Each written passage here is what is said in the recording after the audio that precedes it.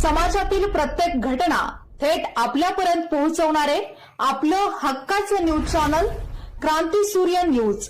संपादक शशिकांत राजवंत। प्रेम विवाहाच्या रागातून एका तरुणाच्या वडिलांवर कोयत्याने जीवघेणा हल्ला केल्याची घटना भिलवडी रेल्वे स्टेशन परिसरात घडली।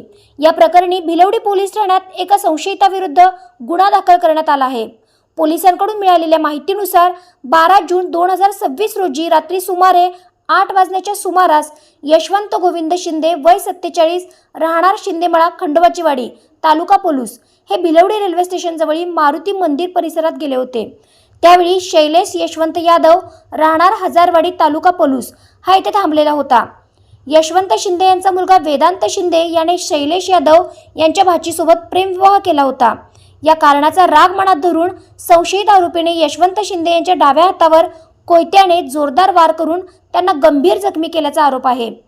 तसेच त्यांच्या पाठीवरही कोयत्याने वार करण्याचा प्रयत्न केल्याचे फिर्यादीत नमूद करण्यात आले आहे।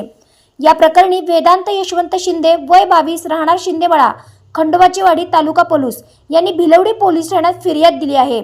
त्यानुसार शैलेश यादव यांच्या विरुद्ध भारतीय न्याय संहिता BNS 2023 चे कलम 118(2), शस्त्र अधिनियम 1959 चे कलम 4 व 25 तसेच महाराष्ट्र पोलीस अधिनियम 1951 मधील संबंधित कलमान्वये गुन्हा दाखल करण्यात आला आहे।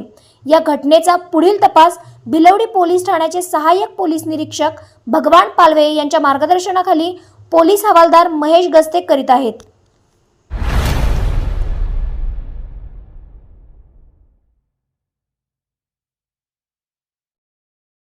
क्रांती सूर्य न्यूज। संपादक शशिकांत राजवंत। सबस्क्राइब करा,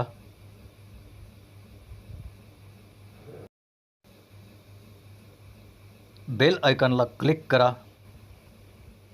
आणि लाईक करायला विसरू नका।